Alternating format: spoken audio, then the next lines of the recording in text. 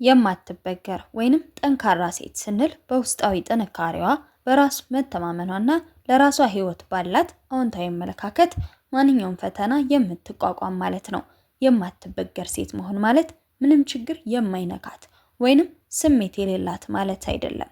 ይልቁንም በውስጡ ያለውን ብርታት ተጠቅማ በማንኛውም ማዕበል ውስጥ ቆማ መቅረት የምትችል ማለት ነው። ይህንን ይበልጥ በጥልቀት ስንመለከተው ነገሩ ከባህሪም በላይ የህይወት ፍልስፍና ነው። የማትበገርን ሴት ወደ ላቀ ደረጃ የሚያደርሱ ጥልቅ ነጥቦችንና በህይወት ውስጥ የሚሰጡትን መሳጭ ጥቅሞች በዛሬው ቪዲዮ እንመለከታለን። ለቻናላችን አዲስ ከሆናችሁ ሰብስክራይብ ማድረግ እንዳትረሱ። ቪዲዮ እንደምትወዱት ስለማልጠራጠር ላይክ በማድረግ ጀምሩ። ወደ ቪዲዮ።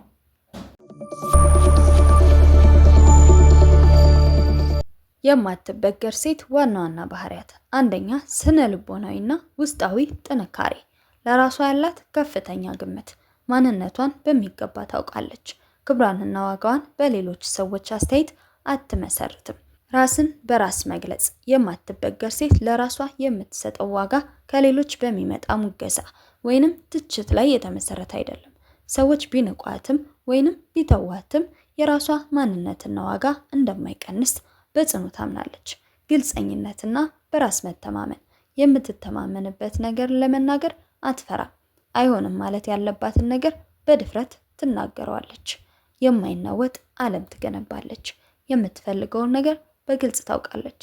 እንቅፋቶች ቢገጥሟትም እንኳ ተስፋ ሳትቆርጥ ወደ ዓላማዋ ትጓዛለች። ከስህተት መማር ውድቀትን እንደ መጨረሻ አታየውም። ይልቁንም ለቀጣይ ስኬት እንደ ትምህርት ትጠቀመዋለች። ሁለተኛ፣ ማህበራዊና የሥራ ግንኙነት። ጤናማ ድንበር ማበጀት፣ አይሆንም የማለት ጥበብ አላት። ክብሯን የሚነካ ወይንም ዓላማዋን የሚያደናቅፍ ነገር ሲገጥማት በግልጽና በድፍረት ድንበሯን ታስታውቃለች። ይህ ደግሞ ሌሎች ሰዎች በአክብሮት እንዲይዟት ያደርጋታል። የማይናወጥ አቋም አላት። በስራም ሆነ በግል ህይወት የምታምንበትን እውነት ለመናገር አታቅማማም። ለጊዜያዊ ጥቅም ስትል እሴቶቿን ወይንም ቫልዩዋን አታጠፋም።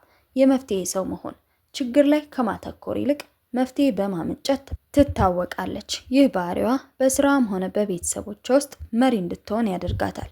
ስሜታዊ ብስለት፣ ስሜቷን መቆጣጠር ትችላለች። በችግር ጊዜ በድንጋጤ ከመውደቅ ይልቅ መፍትሄ ላይ ታተኩራለች። ሶስተኛ፣ የስትራቴጂያዊ ዝምታና የንግግር ጥበብ። ጠንካራ ሴት መሆን ሁልጊዜ መጮህ ወይንም መከራከር ማለት አይደለም። ይልቁንም የመልስ ምርጫ፣ ለማንም መልስ መስጠት እንዳለባትና የትኛውን ወሬ ችላ ማለት እንዳለባት ታውቃለች። ሁሉንም ትችት አትቀበልም። ሁሉንም ጠብ አታስተናግድም። ሚስጥራዊነት አለባት። ሁሉን የህይወት ክፍሏን ለሰዎች አታሳይም። ግላዊ ጥንካሬዋንና ድክመቷን የምታጋራው ለምታምናቸው ጥቂት ሰዎች ብቻ ነው። ይህ ሚስጥራዊ መሆን በሰዎች ዘንድ ያላትን ክብርና ግርማዋን ይጨምሩላታል። አራተኛ፣ ራስን የመገንባት ስነ ስርዓት። የማትበገር ሴት ስሜቷን ሳይሆን ዓላማዋን ትከተላለች።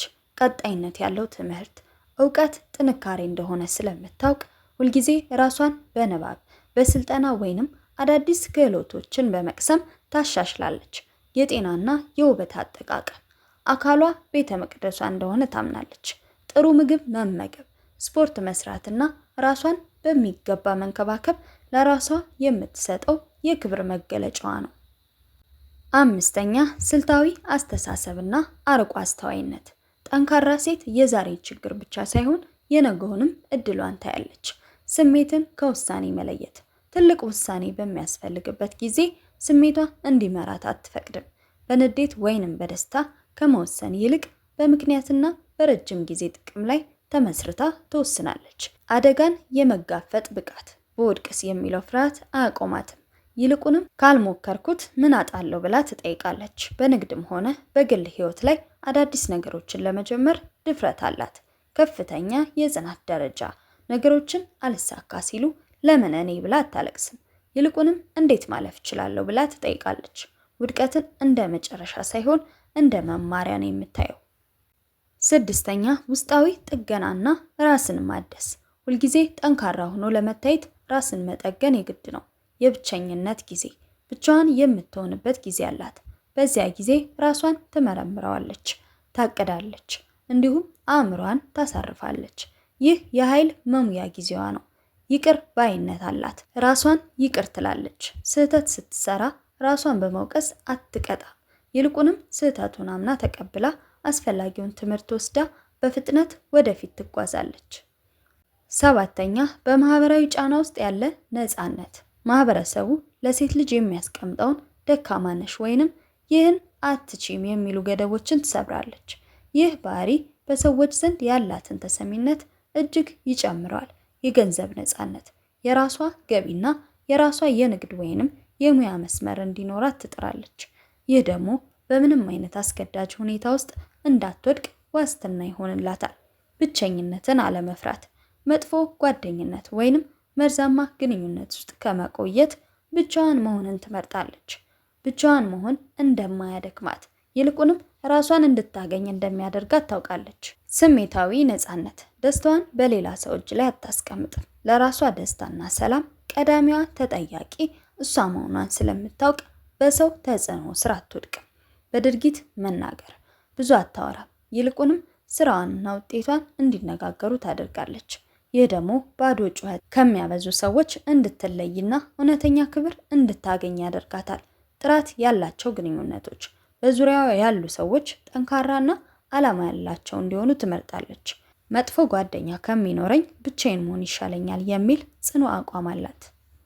የማትበገር ሴት የመሆን ጥቅሞች፣ የአእምሮ ሰላም፣ በሌሎች ሰዎች አሉታዊ ተጽዕኖ ስለማትናወጥ ውስጣዊ ሰላም ይኖራታል። ጠንካራ ግንኙነት መገንባት፣ በራሷ የምትተማመን በመሆኗ በግንኙነቶች ውስጥ ጤናማ ድንበር ወይንም ባውንደሪ ታበጃለች።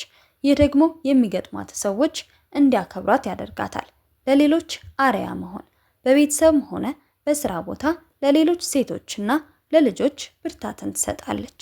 ውሳኔ የመወሰን ብቃት፣ በራሷ አቅም ስለምትተማመን ወሳኝ የህይወት ውሳኔዎች ላይ በድፍረትና በጥበብ ትወስናለች።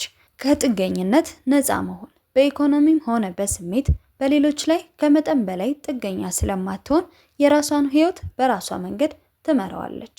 ከጭንቀት ነፃ መሆን፣ አላስፈላጊ የሆኑ ማህበራዊ ጫናዎችንና የሰዎችን ወሬ ቦታ ስለማትሰጥ የአእምሮ ሰላሟ ሁልጊዜም የተጠበቀ ነው። ይህ ደግሞ ረጅም ዕድሜና ጤናማ ህይወትን እንድትመራ ይረዳታል። የጭንቀትና የመደናገጥ ስሜቷ በጣም ይቀንሳል። ምክንያቱም ማንኛውንም ሁኔታ የመቆጣጠር ውስጣዊ አቅም አላት። በራስ የመመራት ስልጣን፣ የራሷን ውሳኔ በራሷ መወሰን በመቻሏ በህይወቷ ላይ ሙሉ ቁጥጥር እንዲኖራት ያደርጋል። በማንኛውም ሰው ተገፍታ የማትፈልገው ቦታ አትገኝም። የማትፈልገውንም ህይወት በፍጹም ልትኖር አትችልም። በራስ የመተማመን ብቃቷ በንግድና በስራ ውጤታማ እንድትሆንና የገንዘብ ነፃነት እንድታገኝ ይረዳታል። የሚስብ ስብዕና፣ ጠንካራና በራስ የምትተማመን ሴት በሰዎች ዘንድ ከፍተኛ ክብርና ተሰሚነት አላት። ይህ ተፈጥሯዊ ግርማ በንግድ ስራ፣ በጓደኝነትና በትዳር ውስጥ ተመራጭና ተከባሪ እንድትሆን ያደርጋታል። ሰዎች በሀሳቧ ስለሚተማመኑ በቤተሰብና በማህበረሰብ ውስጥ እንደ መሪና እንደ አማካሪ ትታያለች። ትውልድን መቅረጽ፣ እንዲህ አይነት ሴት ለልጆቿና ለሚከተሏት ሴቶች ታላቅ ተምሳሌት ናት። ችግርን በፈገግታና በጥንካሬ ማሳለፍ እንደሚቻል በተግባር ስለምታሳይ ጠንካራ ማህበረሰብ እንዲገነባ ትልቅ አስተዋጽኦን ታበረክታለች። ጠንካራ ልጆችና ተከታዮችን በማፍራት ረገድም የማይተካ ሚና ይኖራታል። በአጭሩ የማትበገር ሴት ማለት እንደ አልማዝ ናት። ጫና በበዛባት ቁጥር ይበልጥ እያበራች የምትሄድ የማይናወጥ ስብዕና ያላት፣ በህይወት ውስጥ ትልቅ ኪሳራ የሚሆን የግል ህመም ቢገጥማት መልሳ የማገገም ብቃቷ ከፍተኛ የሆነ፣ ፈጥናም መነሳት የምትችል ናት። ተሰሚነትና ተጽዕኖ ፈጣሪነት፣ በቤተሰብም ሆነ በስራ ቦታ ሰዎች የእሷን ሀሳብ ለመስማት ሁልጊዜም ይጓጉላታል። ምክንያቱም ንግግሯ በተግባርና በጥንካሬ የተደገፈ መሆኑን ያውቁታል። የእርካታ ህይወት አላት። በሌሎች ሰዎች ፍላጎት ሳይሆን በራሷ እሴት ትመራለች። ህይወቷ ትርጉም ያለውና እርካታ የተሞላበትም ይሆናል። ይህንን አይነት ማንነት ዛሬውኑ መለማመድ የሚቻልባቸውን ጥቂት ነጥቦች ብቻ እናንሳ። በአቋምሽ መጽናት፣ ትክክል እንዳልሆነ የምታውቂው ነገር አይሆንም በማለት ጀምሪ። ራስን ማብቃት፣ በየቀኑ ቢያንስ ለ30 ደቂቃ ስለ ስራሽ ወይንም ስለ ማንነትሽ አንድ የሚጨምር ነገር አንብቢ ወይንም አዳምጪ። ዝምታን መልመድ። በሁሉም ነገር ላይ አስተያየት ከመስጠት ይልቅ ዝም ብሎ በመመልከት ሁኔታዎችን መረዳት ላይ አተኩሪ። በአጠቃላይ የማትበገር ሴት መሆን ማለት ችግር አይገጥማትም ማለት ሳይሆን የሚገጥማትን ችግር በብቃት የመወጣት ጥበብ ያላት ሴት ማለት ነው። አንቺም ይህችን ሴት ለመሆን ምን ያክል ፍላጎት አለሽ? ምን ያክልስ ጥረት ታደርጊያለሽ? ይህችን ሴት ለመሆን ቀጣይ ማድረግ ያለብሽን ነገሮች በቪዲዮ እንድሰራልሽ ከፈለግሽ ኮሜንት ሴክሽን ላይ አስቀምጪልኝ። ቀጣይ በሌላ ቪዲዮ እስክንገናኝ ሰላም ሁኑ።